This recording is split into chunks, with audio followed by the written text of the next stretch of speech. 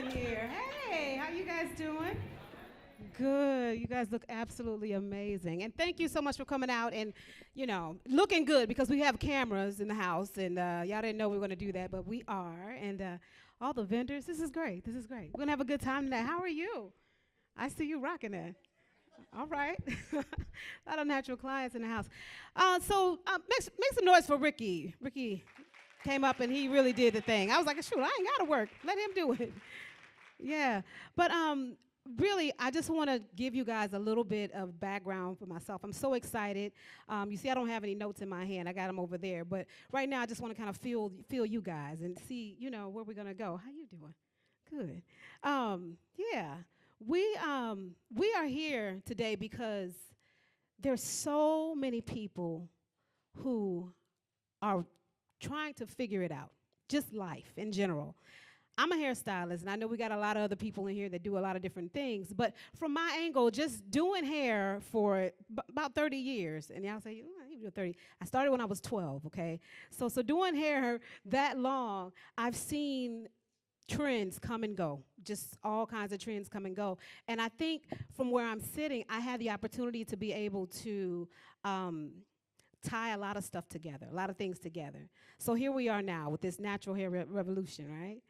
And we started off, well, I can remember back as early as some afros, afros and things. So this is not new to a lot of people. With the newbies, we're like, okay, yeah, we knew the new natural trend. But a lot of my sisters in here, you guys are like, oh, we've been here, done that before, and we're going back again. But the way we got to this point is what I'm going to talk to you guys about today. We started at one point, and then we got away from that because we wanted to make things easier for us. And, we did what we had to do at that time for what was working, you know what I mean? But a lot of times we do things, but we don't know the results later on down the line what's going to happen. And I think right now the reason so many people are going natural is because of the results, and they're trying to see, okay, where did we go wrong and how do we get back to where we need to be, okay?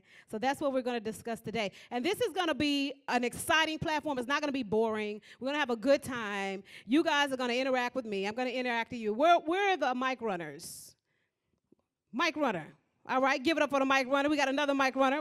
Oh, see, you're not a mic runner today? We got microphones. And the reason we have microphones in the audience is because not only am I going to text or talk to you, but you guys are going to text or talk to me also, okay? Is that all right?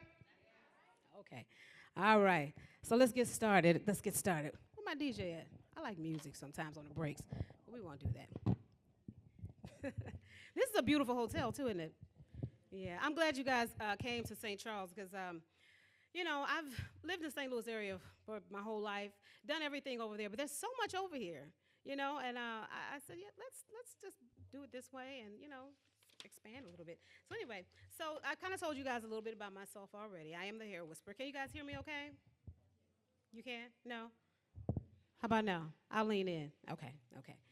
So what got me to this point? I told you I started doing hair, but I did not always love it. I did not. I didn't like it. Right, Dad? No. That's my daddy over there. And my mom, she's at the front desk. Y'all probably met her, too. I did not like doing hair. I think probably about, like most of my brothers and sisters, my dad, Dad was like the babysitter kind of. My mom worked in corporate America, so my dad cut hair. And he took us to the shop with him in summer breaks and things like that. So we were there, at the shop watching. And every now and then we would say, there was this corner store down the street. Daddy, can I get a quarter? Can I run down to the store and get some candy? And he would do it. He was, okay, here every now and then. But eventually, I don't know what hit him. He just said, you know what, I'm not the money tree. But I'm going to show you how to shake the money tree. So from there, we got clippers. And we've had clippers in our hands ever since, and I absolutely hated it. Like after a while, I didn't want to do it. I didn't want to do it just because as a child, you try to do something different for your parents. So I started. I think my first job was at Target. My first job was sweeping up the shop and then cutting hair. But then I tried to go to Target. I'm gonna give me a real job with the Target. And I didn't make not much. I think my first check was probably what I made on one head. So I was like, yeah, is this real? Like, it's not what's happening for real. So I didn't last there very long. From there, grew up a little bit more, still had clients coming to me. I was always late to work. I'm still late sometimes, be quiet, clients. sometimes, but I'm doing better. I'm doing better. I was always late to work. Sometimes I would wish they would just leave and not be there when I get there, but they wouldn't. It's bad, isn't it? But I'm just telling you the reality of me as a stylist from behind the chair, and I'm sure you guys have witnessed some of this abuse, but not by me necessarily, but it's just overall, we need to do better. But yeah, so I was just one of those ones. I didn't really want to be there. Time going on, I got older and older and older. I said, okay, I'm gonna give this a shot. My sister made me go to cosmetology school after high school. I was like, she said, what are you gonna do after you graduate? I was like, I don't know. She said, you going to cosmetology school? I'm like, you didn't give me a chance. Yeah, we're going to enroll tomorrow. I'm like, wow. Okay, so I did that. Still had clients coming to me. Never had a moment where I was like missing people. I was just trying to like keep it away from me. My dad would always sit there and look at me while I'm doing hair. He'd nod his head like, yeah. And I'm looking at him like, no. Just like that. See, I was nodding his head like, yeah. And I'm like, no. So I had that going on. Finally, I got married. My wonderful husband is over there, Kenny. He's the DJ tonight. But I got married and, went on and on. Went into corporate America for real. I was working at a bank. I will not say the name, but I was working at a bank. Good bank, good thing. And yeah, I really realized that I did not like that kind of work. I'm a very creative person. I like to work with my hands. And I noticed as I got older that I was watching heads go by my desk. Like I would look at them, I'm typing, I go. That would be me. I mean, I couldn't deny it, and it hit me one day. And I stood up, literally, and I probably told this story to some people, but I was in a cubicle. First of all, that was driving me nuts. In that cubicle, I was like, who does this? Like, I can't see outside or anything. Anyway, so the girl behind me, I remember standing up and I was like, I'm not supposed to be here. And she looked at me and she's like, excuse me? I said, I'm not supposed to be here. I'm not supposed to be here. She was like, okay. I was like, yeah. I'm gonna go and tell the boss I'm not gonna be here. And so I did. I went and knocked on his door. Because I didn't know, I wasn't really familiar with the corporate environment. So I didn't know you just don't walk to the boss's office and knock, hey, can I come in and talk to you about some stuff? But anyway, I did. And he was like, oh, sure, come on in. And I said, yeah, I need to know what to do so I can not quit. I need to get out. And so he was like, but you're so good at what you're doing. I was like, yeah, but somebody else really needs this job. And I'm not passionate about this. This is something that it's not hitting me. And I know somebody's really gonna need this job and gonna love it. So he was like, oh, okay, well, you do 3 weeks notice. And I said, okay, no problem. I drafted up a letter and I sent it to him and did everything I needed to do. They wanted to give me a party. I was like, I don't need no party, I'm good. I'm going. I'll see y'all around. So we did that. And long story short, I left and I decided that I was gonna dive into hair 100% because I had watched it too many times. Somebody said to me one time, the way you figure out what your passion is something that you cannot stop thinking about. You cannot stop thinking about it no matter what you're doing. Is it something that you want to put in 8 hours a day, 7 days a week, 24 hours a day, 7 days a week? If you want to do that, then that's your passion. I think about hair all the time. I'm always looking at it. I'm always feeling people. I sit behind people in theaters and things like that, and I have to hold my hand, I have to sit on my hands because I'm like, I want to. They're like, hi. I'm like, hi, how are you? Nice to meet you. That's me. I'm very passionate about it, and I've met so many other stylists that have passion like that. But what I needed on the other side, not only to accept my passion, but I had to hone my skills. So at that point, I started asking myself, okay, what is it that I'm not doing? I had to write a list of things down. Number one, the things that I don't like. I put myself into your shoes as a consumer. I had never been into a salon and got my hair done. So if you think about it, I've always been in the shop with my family and things like that. So if I show up late, so be it. If they show up late, so be it. Whatever. The client's there, whatever. I took myself out of my comfort zone, turned myself into a client, and went into a salon and sat down and got my hair done. And I was shocked. I was there all day long. When I tell you I was hot, I was like, are y'all serious? Then I had to be quiet because, I was like, yeah, I do hair, but I wasn't really trying to let them know, I do hair. I was just like, well, I do hair. They're doing it, and then they started doing things and snapping my hair, and I was like, oh, yeah, this is not happening, but I still hadn't quite figured it out. I just knew that I was going to have to fix some stuff when I got done. Yeah, and so I did. I shaved it off, and I was good. But that really, I did. I've shaved my hair like 4 times, but this is a waist length challenge. We'll talk about that later. But anyway, to make a long story short, after putting myself in your shoes as a consumer, a customer, it opened my eyes, and it made me understand a lot of things. So I started one by one trying some things. All right. The other thing I did was my sister, who moved to Europe. She had a salon, so when she moved, I was forced into a situation to have to go into a different salon. I went into an environment that wasn't my family, just because I wanted to see what was happening in other salons. So I took myself into a salon that was predominantly white, and I was the only black stylist there. I learned so much about natural hair in that salon. The way that hair is handled, the things that we were doing to our hair heat-wise, and just putting so much stress and tension and moving and manipulating. I was shocked because I thought we were doing it. We styling, frying, and making it stand and do all these wonderful things. And then when I started understanding that, wait a minute, our hair does all of this if we just let it just do what it's supposed to do, And we work for it and not at it, you know what I'm saying? Not stress it and pull it. So I learned that from that salon. It was a great experience for me there. And from there, I went into business with my brother, Leonardo, back there. I have 2 brothers here. My brother, Leo Price, the owner of St. Charles Barber College, and Leonardo Price, Priceless Hair Care, Nardo's edition. So either way, went into business with him, and we've been working ever since. I decided to take one client at a time.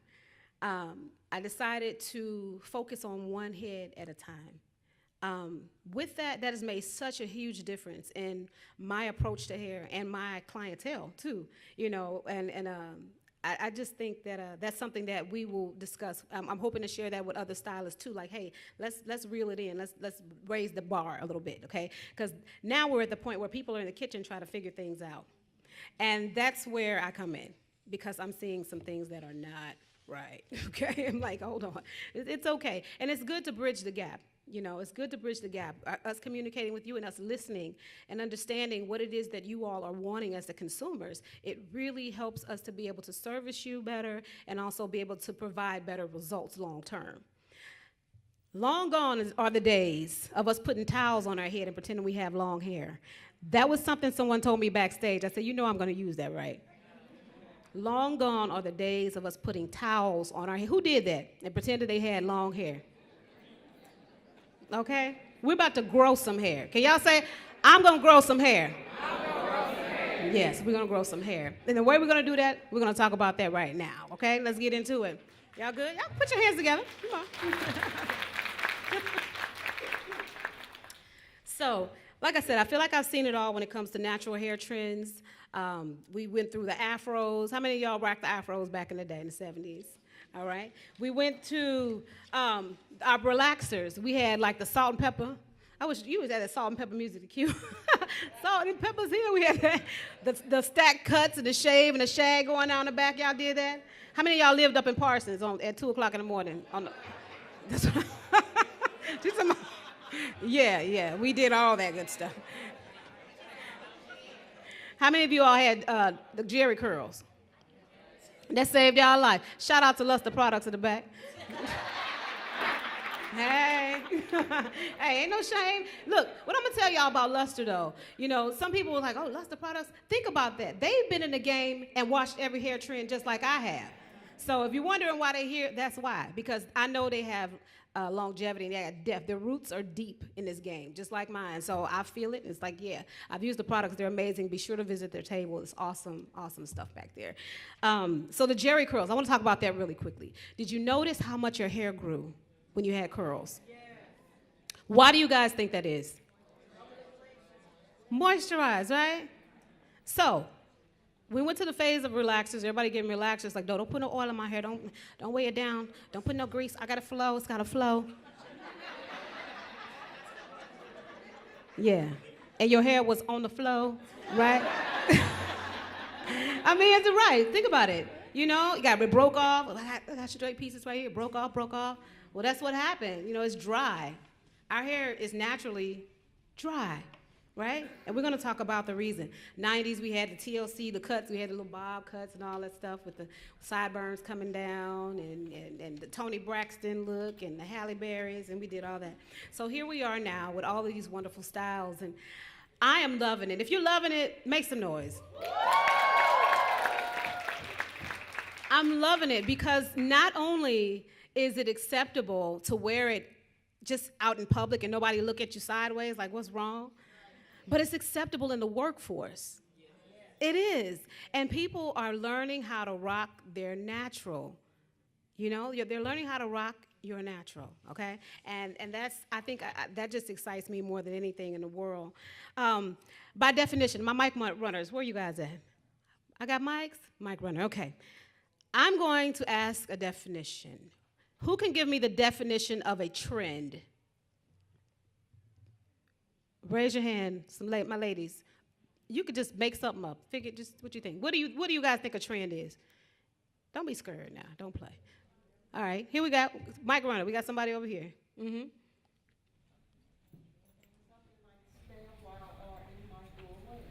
Okay, so I need y'all to turn the mics on, Mike Runners. But what she said, is it on? Something that may stay a while or might go away. All right, we got any other definitions? Any other definitions? What do you think? No? A fad. Follow a leader, a fad. Short term is what she said. All right, there we go. There you go. You can go ahead. A trend is something that might stay a while or it might go away. Okay. Thank you so much. All right, so by definition, and this is just me looking up on the internet, okay, I ain't doing nothing fancy. It says a trend is what's hip or popular at a certain point in time.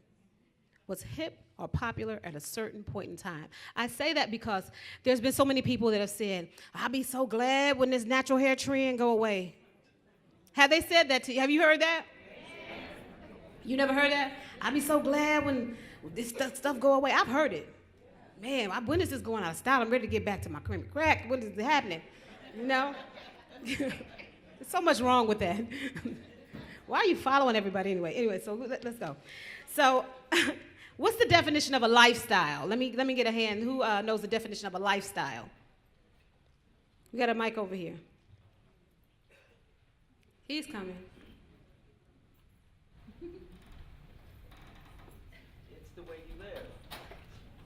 Lifestyle is the way you live.